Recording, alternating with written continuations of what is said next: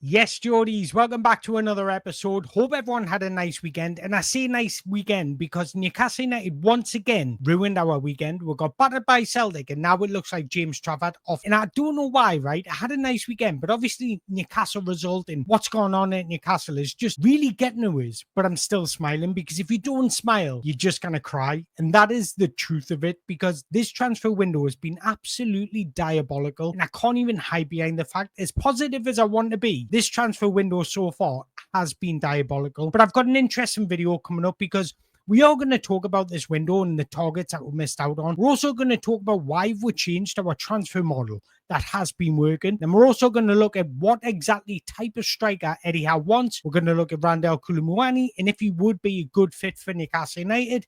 And then coming up this week, I don't know when, we're going to look at James Trafford alternatives because he's another one that sacked us off. And then we're also going to look into how we can fix this window with 1 month remaining. Do you know what, guys? I'd like to think I was a positive guy. I always give people the benefit of the doubt. I like to see the positive side of people. And I also like to visualize the best outcomes and the positive outcomes. But you know what? I'm struggling. I am struggling to bring you any positivity this window because it absolutely has been just diabolical. We've looked so amateur in the transfer window. We've chased targets like Hugo, Ekitike, Joao Pedro for 3 years and they've still decided to go elsewhere. And when you look at it on paper, it's awful viewing. Matthias Cunha's went to Man United. Liam Delap's went to Chelsea. Bryan Mbeumo's went to Man United. Joao Pedro's went to Chelsea. Hugo Ekitike's going to Liverpool. James Trafford looks like he's going to Manchester City. And then just to throw in the mix, we've also lost our sporting director. And I can't emphasize the importance of a sporting director in today's market. And I stand by that because Eddie Howe, as good as he is, can't do everything. Even just the little things like having connections in the industry. Eddie Howe will have connections,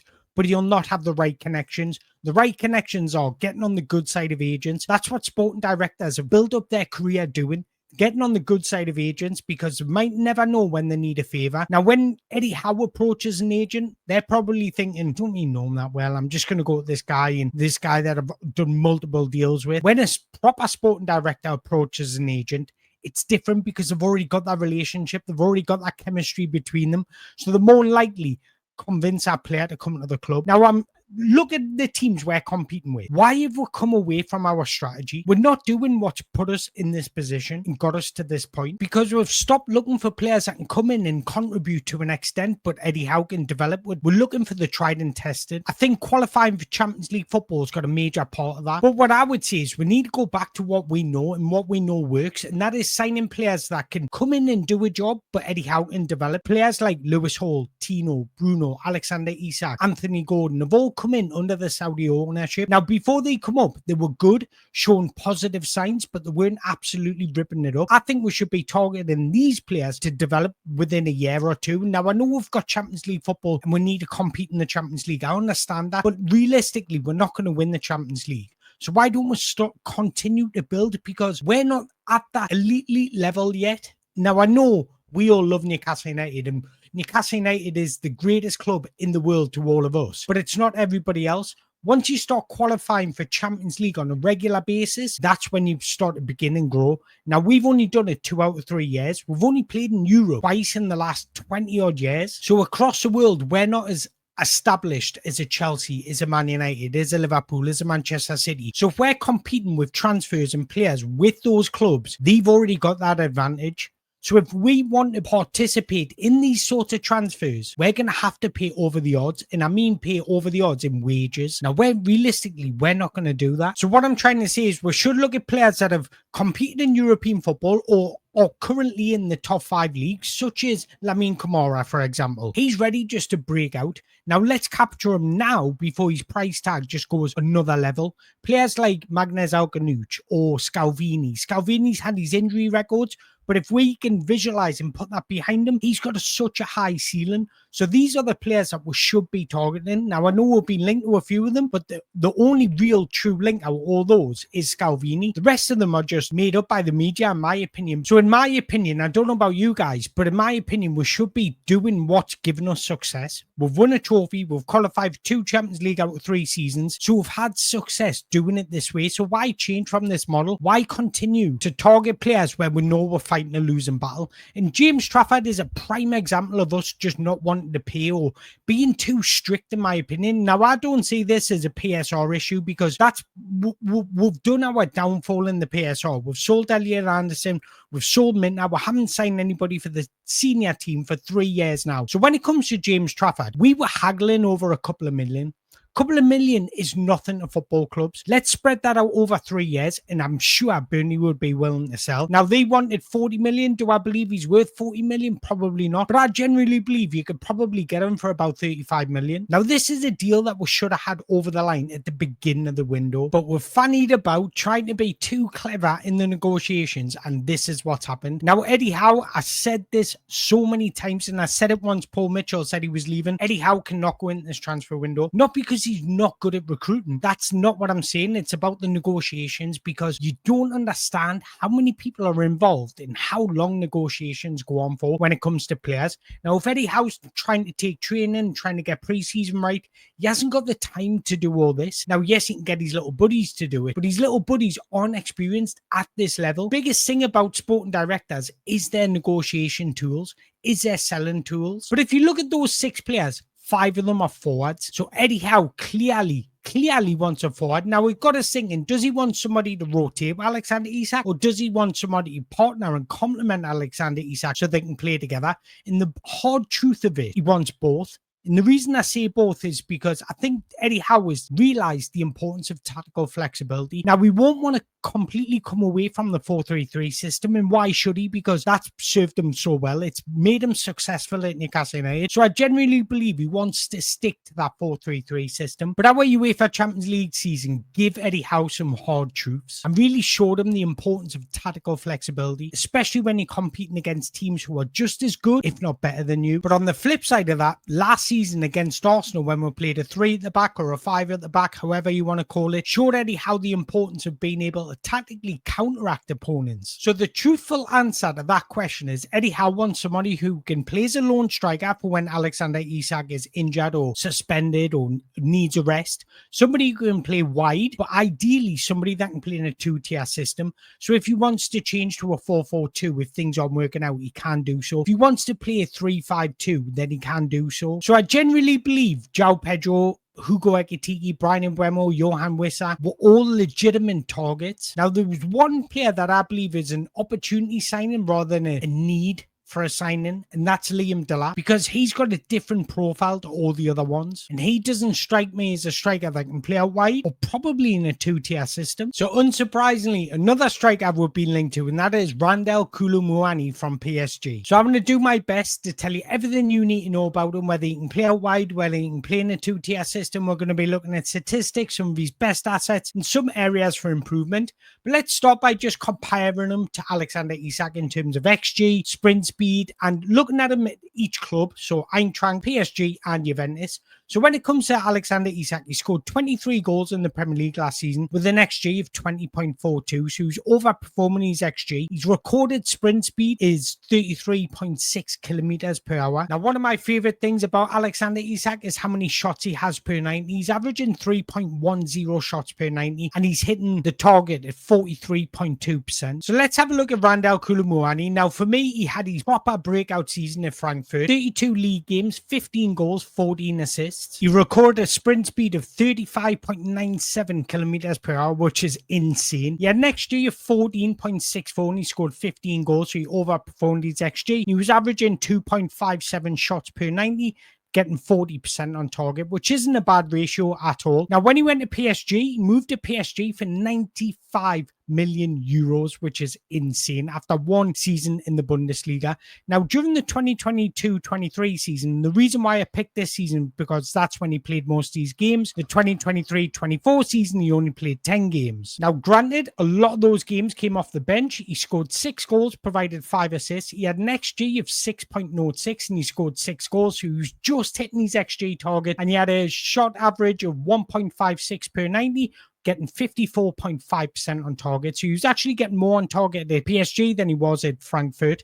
And then he went to Juventus on loan, and that was last season. He played 16 games, scored 8 goals, provided 1 assist. Now, he hit the ground running at Juventus. He actually became the first Serie A player to score 5 goals in his opening 4 games. And then he just fell out of favour for some reason. Now, I've got a funny feeling. I don't know if this is true, but I've got a feeling that if he hit a certain threshold, then Juventus would have had to buy him. And that's probably why he didn't start majority of games towards the end of the season. But he did play 16 times in the league, 8 goals, 1 assist. He had an XG of 4.81, scoring 8 goals. So he overperformed his XG. So his XG in terms of his goal ratio and his XG at all 3 clubs isn't bad at all. Now, he was averaging 1.94 shots per 90, and he was hitting 52% on target. So what type of player is Randal Kolo Muani? Well, he's a centre forward, but he's comfortable playing on wide left, but also wide right. And 3 words to describe him: he's explosive, athletic, and dynamic. His key traits: finishing. He's a capable finisher with both feet and his head, and he only needs half a yard to get a shot off. He's also got this excellent ability to be a self-creator. And believe you me, I love a striker that can self-create. So what's his movement like? Well, he thrives in counter-attacking setups, and he's fluid across the front 3. He's got an insane injection of pace and speed over longer distances. So he's got the ability to run in behind if he has to, but he's also got that ability to sharply dive into pockets of space. When it comes to linking up and connecting with teammates, it's similar to Nicholas Jackson, where it's all on instinct. It's not calculated in his mind. He uses instincts to really maneuver around opponents. So it's all about first-time passes, sharp turns when he receives possession, but he does well to connect midfield to attack. Now, one of his biggest assets is his blistering pace, even from a standstill, which makes him devastating in transitions when he's afforded space. What I do like about his speed is in possession. He's got this wonderful ability to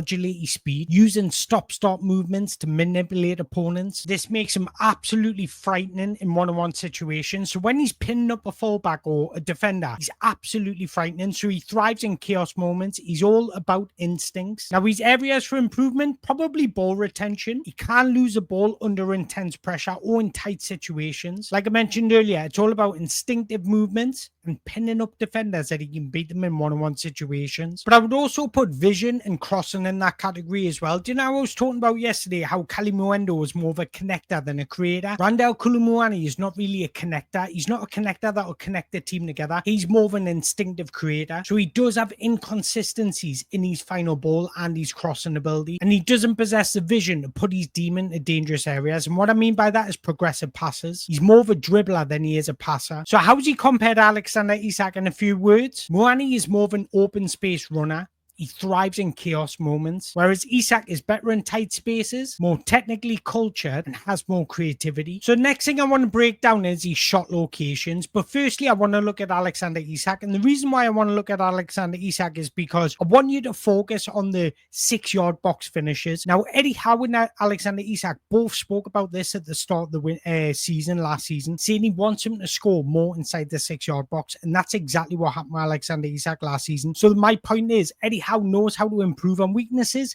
and get his striker into better positions. Now, there is some areas for improvement in Alexander Isak there in terms of shot selections, where I don't like the wider ones. But when it comes to getting into good positions in dangerous areas, Alexander Isak has improved tenfold. Now, I do think Eddie Howe would have to do something similar with Randal Kolo Muani. Now, the reason why I've picked these Eintracht Frankfurt statistics is because that's when he had his best season and was at his most consistent. Now, I believe Randal Kolo Muani is somebody that needs to play consistent football to get the best out of him. So let's focus on the diagrams of the bubbles and the circles. Just to briefly explain it for anybody that didn't watch previous videos, the smaller the circle, the less of an opportunity it is. The bigger the circle, the bigger the opportunity. So as you can see, the one right in front of goal where it's a big opportunity, he finished that one. That's probably because it was a cutback and he finished it first time with a tap in. But there is small circles that he has scored from. So it shows you that he's clever and cute and can score from tight angles, which is really pleasing. But there is some circles there where I think he could get into better positions, and that's those wider shots. He doesn't score from those wider angles or very often from outside the box. So I'd be saying, look, I would be looking to cut them out, looking, can you lend the ball off and get into a better position? In terms of what Eddie Howe would improve on, now I would be looking at and thinking, I want him to be in between the posts a bit more, because once you're in between the posts, that gives you a better opportunity of scoring. Look at how many goals Alexander Isak scores from in between the posts, whereas Randal Kolo Muani is hardly in between the posts. He's a bit more sporadic. So I'd be saying, look, get in those dangerous areas. I want you to be centrally because that gives you a wider target to shoot from. Because if you're on a tighter angle, you've only got specific placements where you can place your shot. When you're centrally in the goal, you can hit any target you want, so it gives you a better opportunity to score. So that would be my first point. Now, Alexander Isak has worked on this with Eddie Howe, so I've got no doubt Eddie Howe can improve Randal Kolo Muani in this. But there's also some bigger circles that he's not scoring from, so a little bit more composure and better shot selections would just improve that. But what I do like is he had 75 shots in total. 46 came with his right foot because he's naturally right-footed, but he's comfortable with his left. 10 came with his left, 19 with his head. So he's got that variety as well, which is really pleasing. So how does he compare statistically to Alexander Isak? Now, this is Randal Kolo Muani over the past 365 days. So this is a mixture between Juve and PSG. And as you can see, when it comes to successful take-ons, he's very impressive. He's so good at just beating his man. And that's because he's got blistering pace and he's comfortable in one-on-one situations. Now, where I would want to see improve is his assist record and his non-penalty goals. Because as you can see, when you combine PSG and Juve together, he's underperforming his XG. Now, what I also think is he was a lot more confident at Eintracht Frankfurt because he was playing regular and he was their main man. So I want to look at his statistics when he was in the Bundesliga, and this is a lot more pleasing. So what I was speaking about, playing him regularly, you'll get the best out of him. That's what he can produce when he's full of confidence. But as you can see, he ranks really highly for progressive carries, successful take-ons, shot creating actions per 90, assists, and he was overperforming his XG. So at Frankfurt, he had a lot more freedom to do what he wanted to a degree. Obviously, he got given instructions, but they allowed him to be free and play on instincts, and that's where you get the best out of Randal Kolo Muani. So that got us thinking, could he play alongside Alexander Isak? And this is how their heat maps match up. Now, I've also included Haaland's in there because I wanted to show you the difference of different type of strikers. Haaland's not a drifter like a Randal Kolo Muani or an Alexander Isak, who are both very comfortable drifting into wide areas and rotating with players. Now, Newcastle thrive in chaotic moments, and that's what Randal Kolo Muani could bring. So if he was coming to rotate with Alexander Isak, he absolutely do that. Now, if he was to come in and play alongside Alexander Isak, I generally believe he can do that because at Frankfurt, they change their formation quite often, sometimes playing in a two-tier system, sometimes playing with a lone striker like we do in a 4-3-3 system. Now, what I believe would work really, really well is having Alexander Isak doing the more of the link-up play, getting involved in play, bringing others into the game, getting on the ball, beating men with these dribbles and being comfortable in tight spaces, and have Randal Kolo Muani, that profile that can run in behind, stretch defenses, pin back defenses, because if you play them together in a 3-5-2 formation, then you could have one dropping deep and one running behind. That'll just cause chaos to the opposition's defenses. Now, also, Randal Kolo Muani is comfortable going out wide, so is Alexander Isak, so they can both have that fluidity and rotation between them. So it's not like a big man, little man, where one's a target man and one's running off him. It's more of the profiles meshing together and really building some chemistry that they can both be dangerous in all types of ways. So that also got us thinking, Randal Kolo Muani actually offers a lot. He's comfortable in possession, he can beat a man, he stretches defenses, he can score types of goals. Yes, he needs his movement to be a little bit better inside the box, but that's something you can work on. He can play out wide, he can play as a second striker, he can play as a lone striker, so he does have a lot to offer. So what are the sticking points? Why is nobody signed somebody like Randal Kolo Muani? Well, this is probably the reason why, and it is quite, I would say, quite hard on Newcastle United to sign somebody like Randal Kolo Muani because he's on 244 grand a week, and that equates to 12 million per year, and he's under contract till 2028. Now, our highest earner in Newcastle United is Bruno, who's on 180 grand a week, I believe. So is Newcastle really going to upset the apple cart by bringing in somebody like Randal Kolo Muani, especially with what's going on with Alexander Isak, who wants paid more, judging by his valuation? So if we bring in somebody like Randal Kolo Muani, who's on 250 grand a week, Alexander Isak's going to say, well, I want 260 grand a week. And that's the trouble you get with Randal Kolo Muani, because is he somebody that's going to take a pay cut to come to Newcastle United when he's under contract till 2028 so he can just sit at PSG and earn his money? And also PSG signed him for 90 million euros, so I'm assuming they're going to want at least 50 million euros. It's a tough one because I think profile-wise and experience-wise, he's exactly what we need, and he's somebody that would complement Alexander Isak. When it comes to price-wise and wages-wise, it's a difficult deal to do. But I want to hear from you guys. Would you splash a cash on Randal Kolo Muani? Let me know in the comments below, because he's definitely been overperforming his XG when it comes to each club. So he's got that ability where he can make a difference. He can score goals. But I want to hear from you guys. Would you welcome him to St. James's Park? Let me know in the comments below. But as always, if you've enjoyed this video, if you've got any suggestions for any other videos, let me know in the comments below, because as I always say, this channel is your channel just as much as my channel. So I hope you've enjoyed the video. If you have, make sure you hit that like button, hit that subscribe button. And until next time, there's only one thing left to say. Stay positive, because we will have a good end to this window. And away the lads.